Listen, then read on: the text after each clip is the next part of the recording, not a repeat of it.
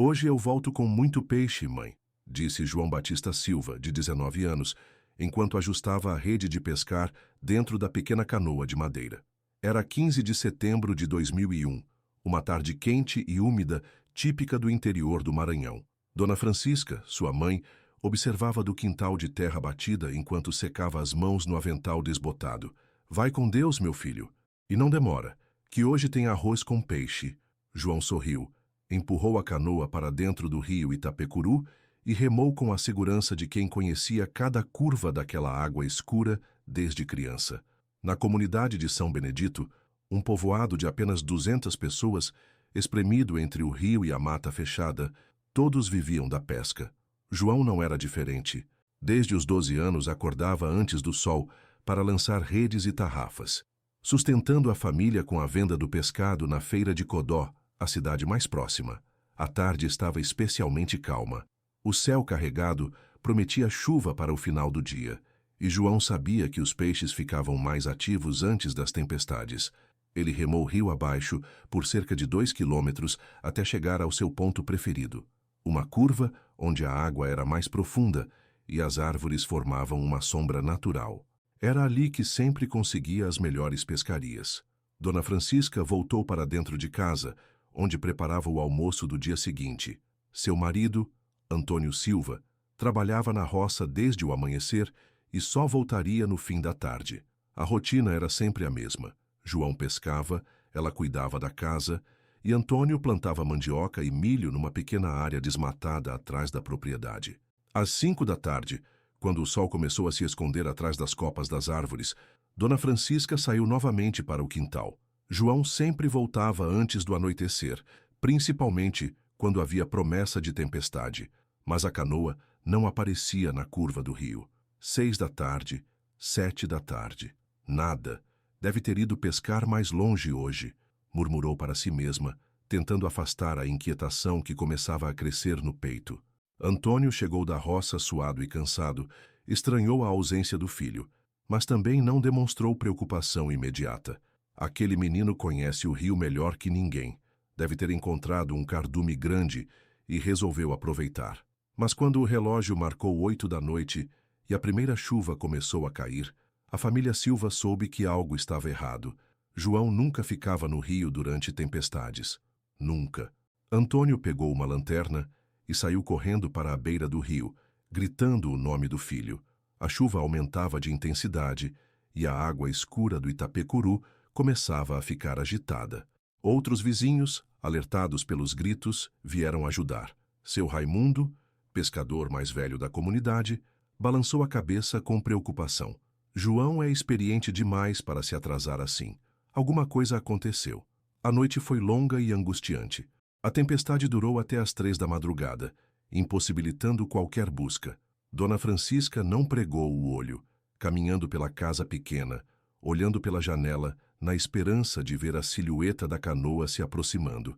Mas tudo o que encontrava era a escuridão e o barulho ensurdecedor da chuva batendo no telhado de telha. Quando o dia amanheceu, claro e lavado pela chuva da noite anterior, a primeira coisa que Antônio fez foi correr para a margem do rio. O que viu o deixou em desespero. A canoa de João estava ali, presa entre os galhos de uma árvore caída, cerca de 500 metros rio abaixo do local onde o jovem costumava pescar. A embarcação estava vazia, apenas com a rede parcialmente molhada no fundo. Não havia sinais de luta, sangue ou qualquer pista do que poderia ter acontecido com João Batista Silva. Era como se ele tivesse simplesmente desaparecido das águas escuras do rio Itapecuru, deixando para trás apenas o eco de suas últimas palavras. Hoje eu volto com muito peixe, mãe. A notícia do desaparecimento de João se espalhou pela comunidade como fogo na palha seca. Antes mesmo do sol estar alto, mais de 50 pessoas se reuniram na margem do rio Itapecuru. Pescadores experientes, mulheres com baldes de água, crianças curiosas e até o padre da igreja local vieram oferecer ajuda. Em comunidades pequenas como São Benedito, a desgraça de uma família vira dor de todos. Seu Raimundo, de 67 anos e meio século de experiência no rio, assumiu naturalmente a coordenação das buscas. Vamos fazer isso direito, disse ele, distribuindo as pessoas em grupos. Uns vão de canoa rio abaixo, outros vão caminhando pela margem. Olhem bem nas áreas de remanso, onde os galhos se acumulam. É lá que as coisas param. Dona Francisca insistia em participar das buscas, mas as outras mulheres da comunidade a convenceram a ficar em casa. Você precisa estar aqui quando ele voltar, disse Dona Maria do Carmo, vizinha de longa data. No fundo, todas sabiam que a chance de João aparecer vivo diminuía a cada hora, mas ninguém tinha coragem de verbalizar isso. O primeiro dia de buscas foi intenso. Canoas subiram e desceram o rio num raio de 5 quilômetros. Homens caminharam pela mata ciliar, vasculhando cada tronco caído, cada poça de água, cada sombra que pudesse esconder um corpo. Encontraram destroços de outras embarcações antigas, sapatos perdidos, até mesmo um esqueleto de boi que havia caído no rio meses antes. Mas João, nada. No segundo dia, chegaram 2 policiais de Codó. O sargento Valdemar e o cabo Josué ouviram o relato da família. Examinaram a canoa encontrada e anotaram algumas informações num caderno velho. Provável afogamento, concluiu o sargento. O rio estava alto por causa da chuva. Deve ter acontecido algum acidente. Antônio tentou explicar que o filho conhecia bem aquelas águas, que sabia nadar desde pequeno, mas os policiais pareciam já ter suas conclusões formadas. E a corrente do Itapecuru é traiçoeira, disse o cabo Josué. Já vi muito pescador experiente ser levado. O corpo pode aparecer em qualquer lugar, até mesmo alguns quilômetros rio abaixo. Às vezes, demora semanas. As buscas oficiais duraram apenas 3 dias. Depois disso, a polícia considerou o caso como acidente por afogamento e arquivou o boletim de ocorrência. Mas a comunidade não desistiu tão facilmente. Durante 2 semanas, grupos de voluntários continuaram vasculhando o rio e suas margens. Dona Francisca vivia num estado de negação angustiante.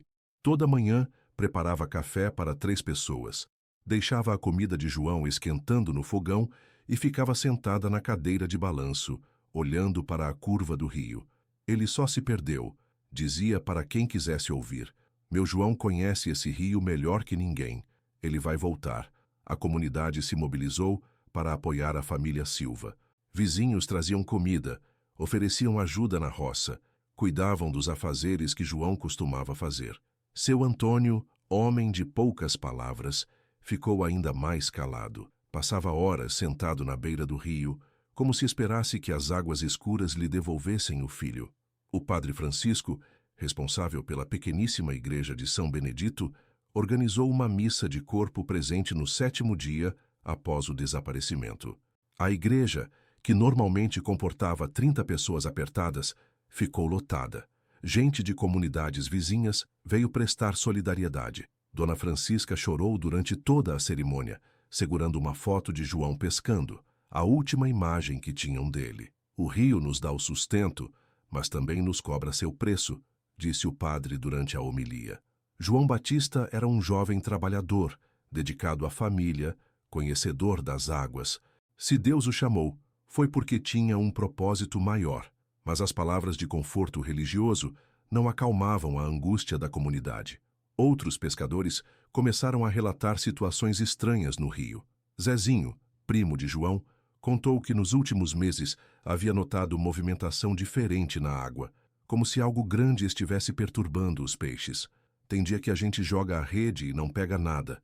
É como se alguma coisa estivesse espantando o pescado. Dona Geralda, lavadeira que ia ao rio todos os dias, disse que havia escutado barulhos estranhos durante a madrugada, como se algo muito pesado estivesse se movimentando na água. Pensei que fosse boi bebendo água, mas quando fui olhar não tinha nada.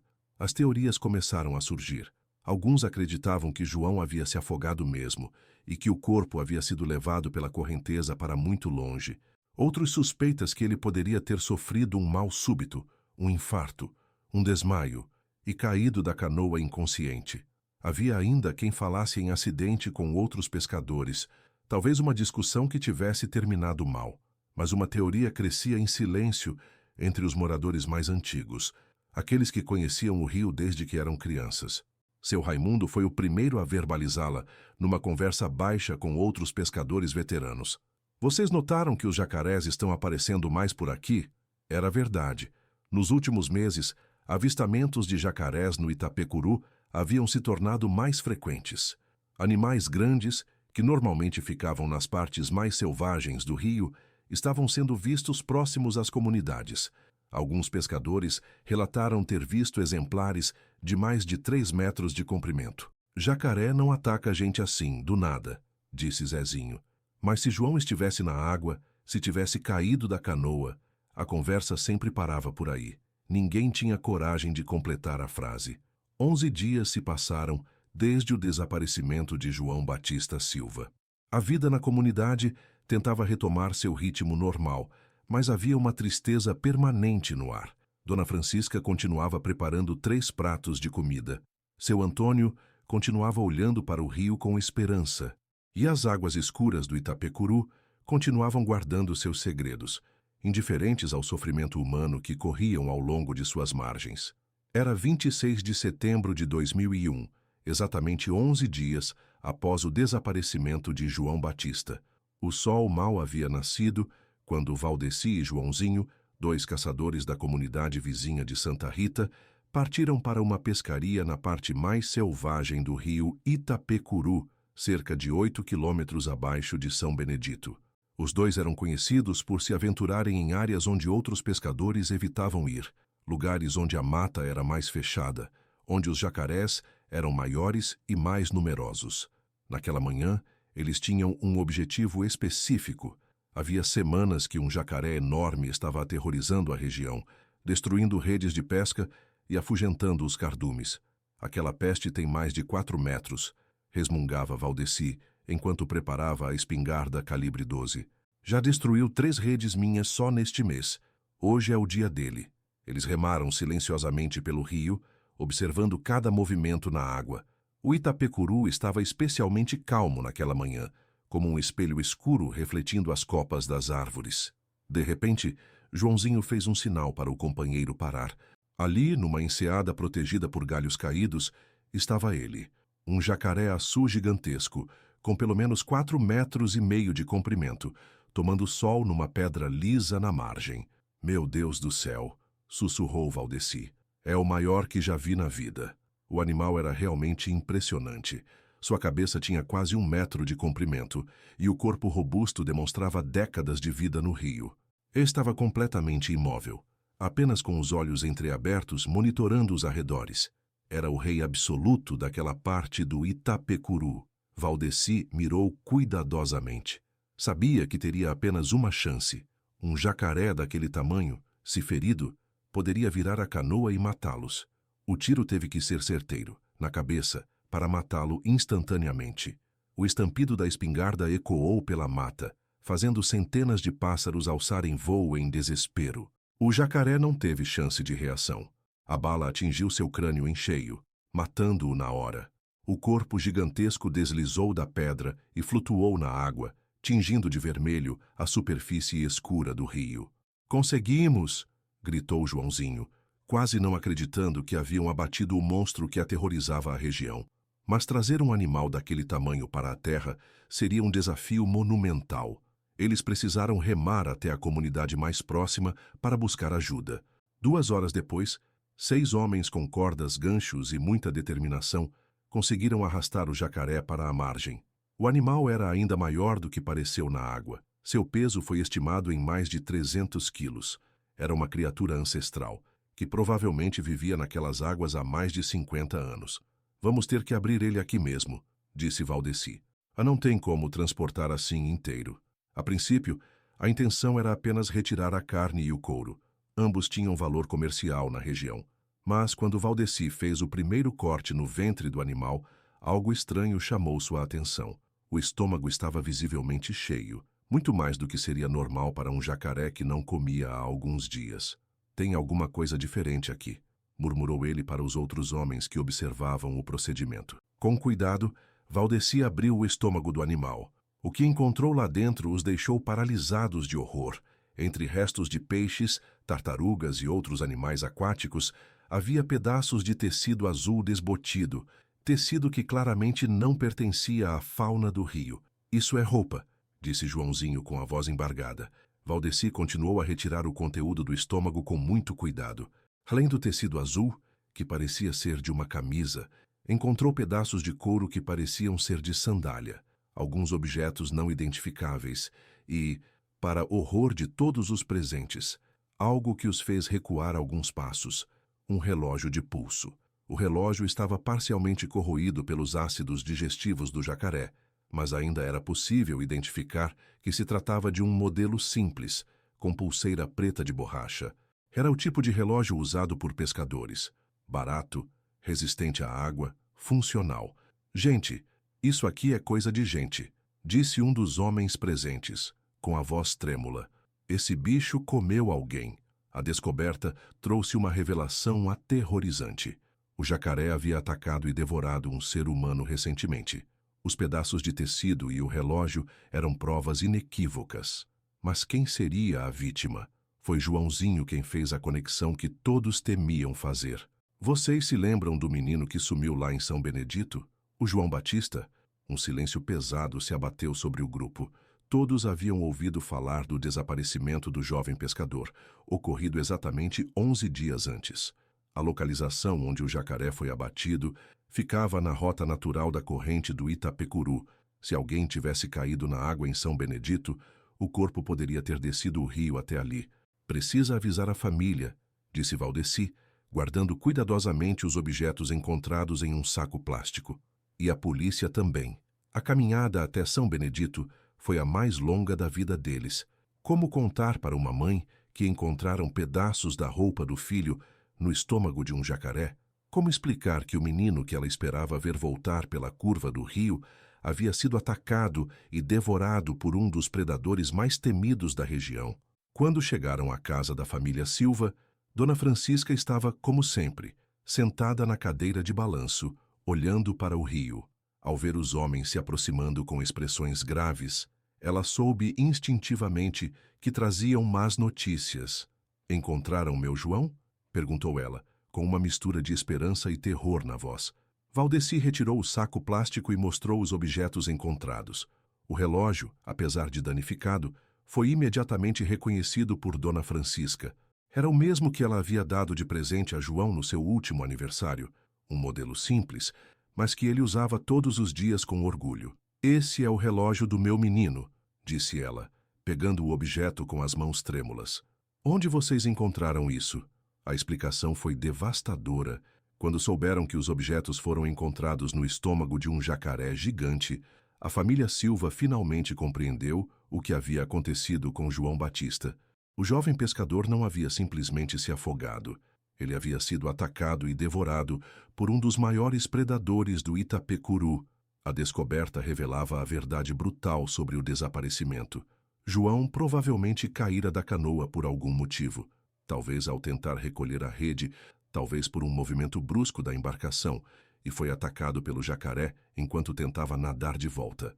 O animal, atraído pela movimentação na água, havia feito o que os jacarés fazem há milhões de anos: atacado, matado e devorado sua presa. Era uma morte horrível demais para ser aceita, mas finalmente explicava o desaparecimento sem deixar vestígios. O rio Itapecuru havia entregado seu segredo da forma mais chocante possível, através do estômago do monstro que havia devorado João Batista Silva. A notícia da descoberta se espalhou pela região como uma onda de choque.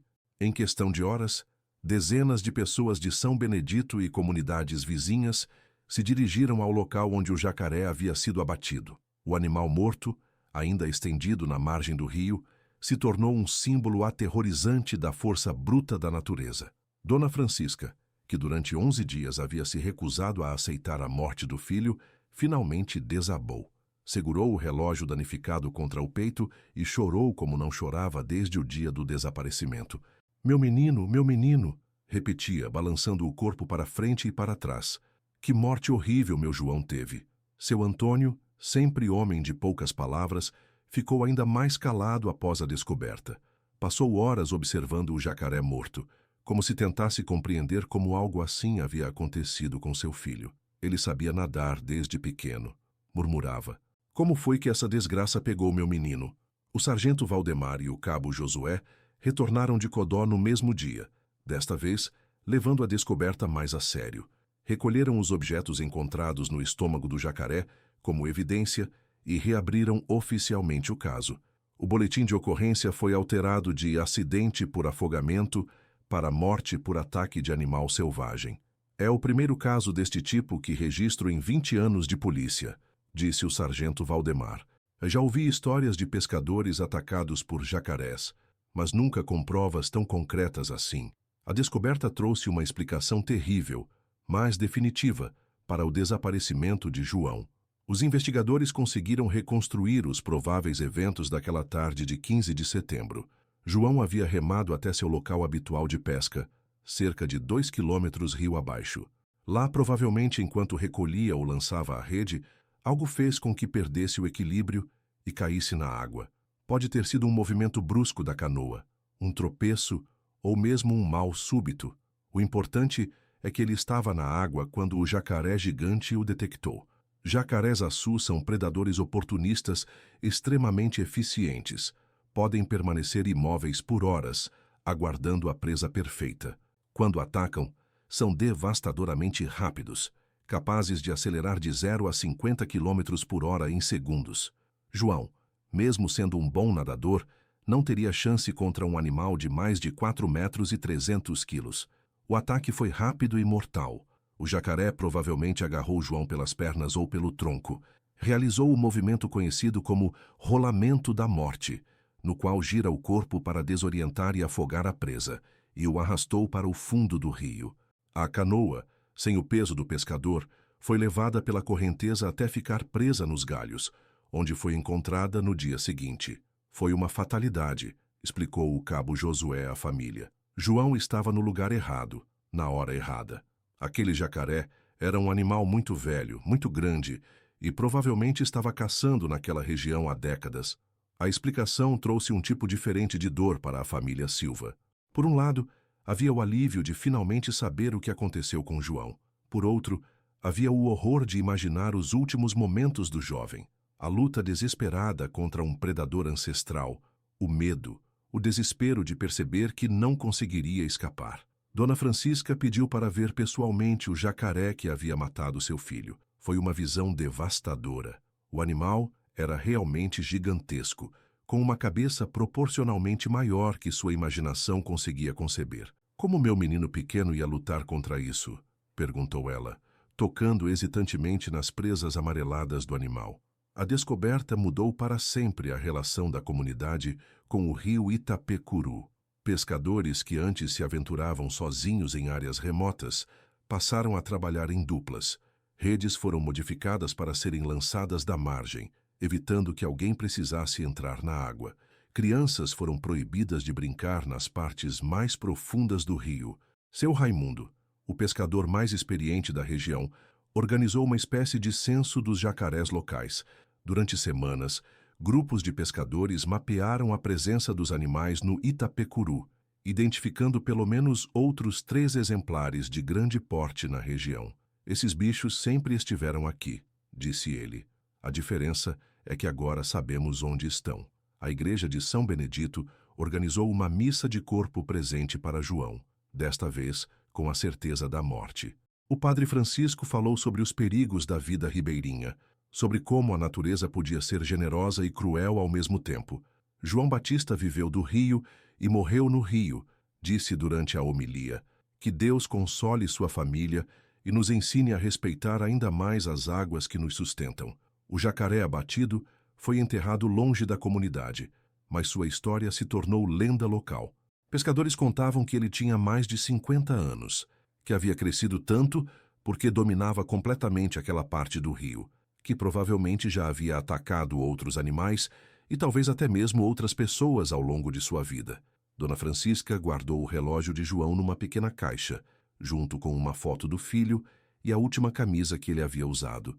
Parou de preparar 3 pratos de comida e de sentar na cadeira para olhar o rio. A espera havia acabado, mas a dor permanecia. Meses depois, a vida da comunidade retomou seu ritmo, mas com mudanças definitivas.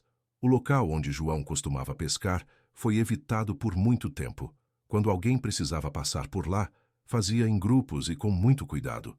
A história do jovem pescador que foi devorado por um jacaré gigante se espalhou por toda a região do Itapecuru, servindo como um lembrete sombrio dos perigos que as águas escuras sempre guardaram. Até hoje, mais de 20 anos depois, a história de João Batista Silva é contada nas comunidades ribeirinhas do Maranhão. É um aviso silencioso transmitido de geração em geração. O rio alimenta e sustenta, mas também cobra seu preço. E às vezes, esse preço é cobrado pelos predadores ancestrais que habitam suas profundezas há milhões de anos, esperando pacientemente por uma oportunidade que pode custar a vida de um jovem pescador de apenas 19 anos que só queria voltar para casa com muito peixe para a mãe.